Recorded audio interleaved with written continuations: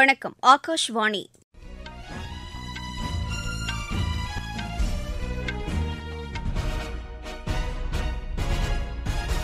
செய்திகள் வாசிப்பவர் பிரியதர்ஷினி.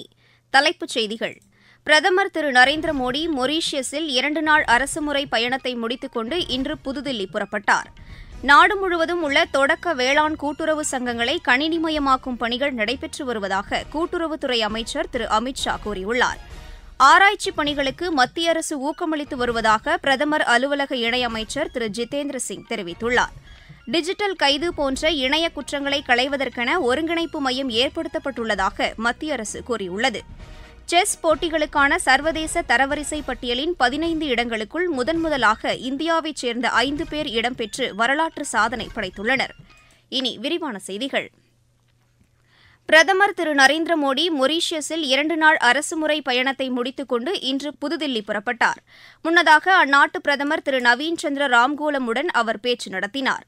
பின்னர் இரு தலைவர்களும் கூட்டாக செய்தியாளர்களிடம் பேசினர். பாதுகாப்புத் துறையில் ஒத்துழைப்பை மேலும் வலுப்படுத்துவதென இந்த பேச்சுக்களின் போது தீர்மானிக்கப்பட்டதாக திரு நரேந்திர மோடி தெரிவித்தார். மொரீஷியஸின் மேம்பாட்டில் இந்தியா உறுதியுடன் உள்ளதாகவும் அவர் தெரிவித்தார். இந்த பேச்சுக்களுக்கு பின்னர் பல்வேறு துறைகளில் ஒத்துழைப்புகளை வலுப்படுத்துவதற்கான 8 ஒப்பந்தங்களும் கையெழுத்தாகின. அந்நாட்டு தேசிய தின கொண்டாட்டத்தின் சிறப்பு விருந்தினராக பிரதமர் பங்கேற்றார். மொரீஷியஸின் உயரிய விருதும் திரு நரேந்திர மோடிக்கு வழங்கப்பட்டது. அடல் பிகாரி வாஜ்பாய் பொது சேவை மற்றும் புத்தொழில் மையத்தையும் இரு நாட்டு பிரதமர்களும் கூட்டாக திறந்து வைத்தனர். இதற்கிடையே மொரீஷியஸின் உயரிய விருது பிரதமருக்கு வழங்கப்பட்டுள்ளது நாட்டு மக்கள் அனைவருக்கும் பெருமை அளிப்பதாக உள்ளது என்று பிஜேபி செய்தித் தொடர்பாளர் திரு சுதான்ஷு திரிவேதி கூறியுள்ளார். இன்று புதுதில்லியில் செய்தியாளர்களிடம் பேசிய அவர், இவ்விருதினை பெறும் முதல் இந்தியர் என்ற பெருமையை பிரதமர் பெற்றுள்ளதாக குறிப்பிட்டார். இதுவரை 21 நாடுகள் உயரிய விருதுகளை பிரதமருக்கு வழங்கியுள்ளதாகவும் அவர் தெரிவித்தார். பிரதமர் திரு நரேந்திர மோடியின் தலைமையின் கீழ் உலக நாடுகளுடனான நட்புணர்வு புதிய உச்சத்தை எட்டியிருப்பதாகவும் திரு சுதான்ஷு திரிவேதி கூறினார். நாடு முழுவதும் உள்ள தொடக்க வேளாண் கூட்டுறவு சங்கங்களை கணினிமயமாக்கும் பணி நடைபெற்று வருவதாக கூட்டுறவுத்துறை அமைச்சர் திரு அமித் ஷா கூறியுள்ளார். இன்று மாநிலங்களவையில் கேள்வி நேரத்தின் போது இதனை தெரிவித்த அவர், 2516 கோடி ரூபாய் செலவில் இதற்கான பணிகள் நடைபெற்று வருவதாக கூறினார். தமிழகத்தில் மட்டும் 4532 கூட்டுறவு சங்கங்களில் இப்பணிகள் நடைபெற்று வருவதாகவும் அமைச்சர் கூறினார். ஆராய்ச்சி பணிகளுக்கு மத்திய அரசு ஊக்கமளித்து வருவதாக பிரதமர் அலுவலக இணையமைச்சர் திரு ஜிதேந்திர சிங் கூறியுள்ளார். இன்று மக்களவையில் கேள்வி நேரத்தின் போது இதனை தெரிவித்த அவர், இதற்கான நிதி ஒதுக்கீடும் அதிகரிக்கப்பட்டு வருவதாக தெரிவித்தார். அறிவுசார் சொத்துரிமை தொடர்பான விழிப்புணர்வை ஏற்படுத்துவதற்காக பல்வேறு நடவடிக்கைகள் மேற்கொள்ளப்பட்டு வருவதாகவும் அவர் கூறினார். நம் நாட்டிலிருந்து வெளியாகும் அறிவியல் ஆய்வுக் கட்டுரைகளின் எண்ணிக்கையும் தொடர்ந்து அதிகரித்து வருவதாக திரு ஜிதேந்திர சிங் தெரிவித்தார். இணையதள குற்றங்களை களைவதற்கென ஒருங்கிணைப்பு மையம் ஒன்று ஏற்படுத்தப்பட்டுள்ளதாக மத்திய அரசு கூறியுள்ளது. மாநிலங்களவையில் கேள்வி நேரத்தின் போது இதனை தெரிவித்த உள்துறை இணையமைச்சர் திரு பந்தி சஞ்சய்குமார், டிஜிட்டல் கைது போன்ற நடவடிக்கைகளை தடுப்பதற்கென இந்த மையம் ஏற்படுத்தப்பட்டிருப்பதாக தெரிவித்தார். இது தொடர்பான விழிப்புணர்வு நடவடிக்கைகள் தொடர்ந்து மேற்கொள்ளப்பட்டு வருவதாகவும் அவர் கூறினார். இது தொடர்பான குற்றங்களில் ஈடுபட்ட 83,000க்கும் மேற்பட்ட வாட்ஸ்அப் கணக்குகளும் 3,000க்கும் மேற்பட்ட ஸ்கைப் கணக்குகளும் முடக்கப்பட்டுள்ளதாக அமைச்சர் தெரிவித்தார். நாடு முழுவதும் 1,65,000 அஞ்சலகங்கள் செயல்பட்டு வருவதாக மத்திய இணையமைச்சர் டாக்டர் பெம்மசானி சந்திரசேகர் கூறியுள்ளார். மக்களவையில் கேள்வி நேரத்தின் போது இதனை தெரிவித்த அவர், இதில் 1,00,000க்கும் மேற்பட்ட அஞ்சலகங்கள் ஊரகப் பகுதிகளில் செயல்பட்டு வருவதாக தெரிவித்தார். நகர்ப்புறங்களில் 16,000 அஞ்சலகங்கள் மட்டுமே செயல்பாட்டில் உள்ளதாகவும் அவர் கூறினார். அஞ்சலகங்கள் அனைத்தும் கணினிமயமாக்கப்பட்டுள்ளதாகவும் அவர் தெரிவித்தார்.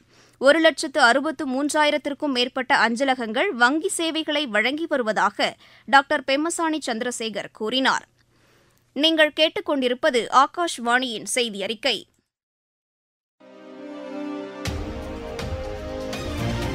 மக்களின் மனதை வென்ற மத்திய அரசின் பட்ஜெட். தனிநபர் வருமான வரி விலக்கிற்கான உச்சவரம்பு 12 லட்சம் ரூபாயாக உயர்வு. தமிழகத்தின் ரயில்வே திட்டங்களுக்காக 6,626 கோடி ரூபாய் நிதி ஒதுக்கீடு. நாடு முழுவதும் உள்ள அரசு பள்ளிகளில் 50,000 அடல் ஆய்வகங்கள். 36 வகை உயிர்காக்கும் மருந்துகளுக்கு சுங்க வரியிலிருந்து விலக்கு. மாவட்டம் தோறும் அரசு மருத்துவமனைகளில் புற்றுநோய் சிகிச்சை பராமரிப்பு மையங்கள். லித்தியம் பேட்டரிக்கான சுங்க வரி ரத்து. குழாய் மூலம் குடிநீர் வழங்கும் திட்டம் மேலும் 3 ஆண்டுகளுக்கு நீட்டிப்பு. வளர்ச்சியடைந்த இந்தியாவிற்கான பயணத்தில் மோடி அரசு. தொடரும் மக்கள் நலத் திட்டங்கள்.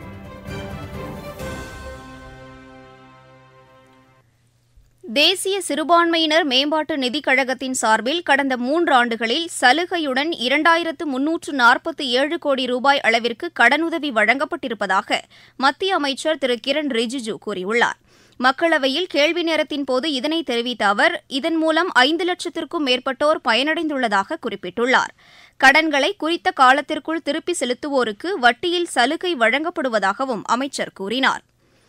மகளிர் பாதுகாப்பிற்காக நிர்பயா நிதியத்தின் கீழ் ஒதுக்கப்பட்ட தொகையில் 76% பயன்படுத்தப்பட்டுள்ளதாக மத்திய மகளிர் மேம்பாட்டுத்துறை இணையமைச்சர் திருமதி சாவித்ரி தாக்கூர் தெரிவித்துள்ளார். மாநிலங்களவையில் கேள்வி நேரத்தின் போது இதனை தெரிவித்த அவர், இந்த நிதியத்தின் கீழ் நாடு முழுவதும் 14,000த்திற்கும் மேற்பட்ட மகளிர் உதவி மையங்கள் ஏற்படுத்தப்பட்டிருப்பதாக கூறினார். இணைய தடயவியல் ஆய்வகங்கள் 33 மாநிலங்கள் மற்றும் யூனியன் பிரதேசங்களில் ஏற்படுத்தப்பட்டிருப்பதாகவும் அவர் தெரிவித்தார். இணைய குற்றங்களை கையாள்வதற்கென 24,000த்திற்கும் மேற்பட்டோருக்கு பயிற்சி வழங்கப்பட்டிருப்பதாகவும் அமைச்சர் கூறினார். கர்நாடகாவில் சட்டப்பேரவை உறுப்பினர்களின் உரிமைகளை பறிக்கும் வகையில் காங்கிரஸ் அரசு செயல்படுவதாக பிஜேபி மற்றும் மதச்சார்பற்ற ஜனதாதளம் குற்றம் சாட்டியுள்ளன. இது தொடர்பாக இவ்விரு கட்சிகளின் பிரதிநிதிகள் அடங்கிய குழு ஆளுநர் திரு தாவர்சந்த் கெலாட்டை சந்தித்து மனு அளித்தது. இதன் பின்னர் செய்தியாளர்களிடம் பேசிய அம்மாநில பிஜேபி தலைவர் திரு விஜயேந்திரா, காங்கிரஸ் தேர்தல் நேரத்தில் அளித்த வாக்குறுதிகளை நிறைவேற்றும் வகையில் செயல்படுத்தப்படும் திட்டங்களை கண்காணிப்பதற்கான குழுவின் தலைவர்களாக சட்டப்பேரவை உறுப்பினர்களுக்கு பதிலாக காங்கிரஸ் நிர்வாகிகள் நியமிக்கப்படுவதை எதிர்த்து இந்த மனுவை ஆளுநரிடம் வழங்கியதாக தெரிவித்தார். கட்சி நிர்வாகிகளை குழுவின் தலைவர்களாக நியமிப்பதும் அவர்களுக்கு கௌரவ ஊதியம் வழங்குவதும் சட்டவிரோதமானது என்று திரு விஜயேந்திரா குற்றம் சாட்டினார். ஜார்க்கண்ட் முதலமைச்சர் திரு ஹேமந்த் சோரன் மாநிலத்தின் சட்டம் ஒழுங்கு குறித்து காவல்துறை உயரதிகாரிகளுடன் இன்று ஆலோசனை மேற்கொண்டார். ராஞ்சியில் நடைபெற்ற இந்த உயர்நிலை குழு கூட்டத்தில் எதிர்வரும் பண்டிகை காலங்களில் அமைதியை முழுமையாக பராமரிக்க வேண்டும் என்று அவர் அறிவுறுத்தினார். பதற்றமளிக்கக்கூடியவை என கண்டறியப்பட்டுள்ள பகுதிகளில் கண்காணிப்பு நடவடிக்கைகள் தீவிரப்படுத்தப்பட வேண்டும் என்றும் திரு ஹேமந்த் சோரன் இக்கூட்டத்தில் அறிவுறுத்தியதாக அம்மாநில அரசின் செய்திக்குறிப்பு தெரிவிக்கிறது. செஸ் போட்டிகளுக்கான சர்வதேச தரவரிசை பட்டியலின் 15 இடங்களுக்குள் முதன்முதலாக இந்தியாவைச் சேர்ந்த 5 பேர் இடம்பெற்று வரலாற்று சாதனை படைத்துள்ளனர்.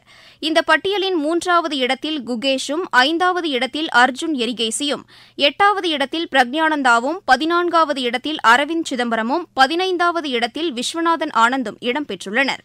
உலக பாரா கிராண்ட் பிரீ தடகள சாம்பியன் போட்டியில் இந்தியா 3 தங்கம், 6 வெள்ளி, 6 வெண்கலப் பதக்கங்களை வென்றது. புதுதில்லியில் நடைபெற்று வரும் இப்போட்டியில் ஆடவர் 100 மீட்டர் ஓட்டத்தில் மீத் பரத்பா பட்டேலும், ஆடவர் உயரம் தாண்டுதலில் ராம்பாலும், மகளிர் 100 மீட்டர் ஓட்டத்தில் கிரண் ஸ்ரீராம் மேட்கரும் தங்கப்பதக்கம் வென்றனர். ஆடவர் மற்றும் மகளிர் ஓட்டப்பிரிவுகளில் பிரீத்தி பால், பிரணவ் பிரசாந்த் தேசாய், அபாபில் அலி, அபிஷேக் ஜாதவ் மற்றும் விஷ்ணு வெள்ளிப் பதக்கம் வென்றனர். ஆடவர் உயரம் தாண்டுதலில் சந்திரேஷ் வெள்ளிப் பதக்கம் வென்றார். ஆடவர் 100 மீட்டர் ஓட்டப்பிரிவுகளில் வினய் மற்றும் பிரகதீஸ்வர ராஜா வெண்கலப் பதக்கம் வென்றனர்.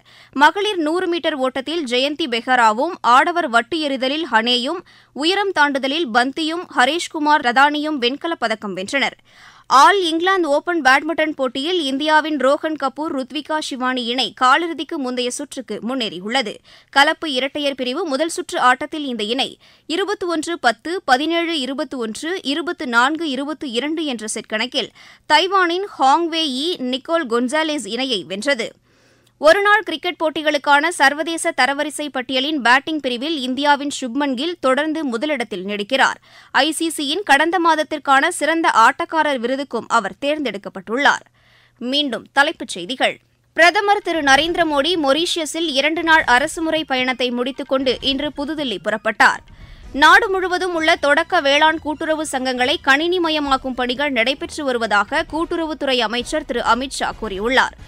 ஆராய்ச்சி பணிகளுக்கு மத்திய அரசு ஊக்கமளித்து வருவதாக பிரதமர் அலுவலக இணையமைச்சர் திரு ஜிதேந்திர சிங் தெரிவித்துள்ளார். டிஜிட்டல் கைது போன்ற இணைய குற்றங்களை களைவதற்கென ஒருங்கிணைப்பு மையம் ஏற்படுத்தப்பட்டுள்ளதாக மத்திய அரசு கூறியுள்ளது. செஸ் போட்டிகளுக்கான சர்வதேச தரவரிசை பட்டியலின் 15 இடங்களுக்குள் முதன்முதலாக இந்தியாவைச் சேர்ந்த 5 பேர் இடம்பெற்று வரலாற்று சாதனை படைத்துள்ளனர். இத்துடன் இந்த செய்தி அறிக்கை நிறைவடைகிறது.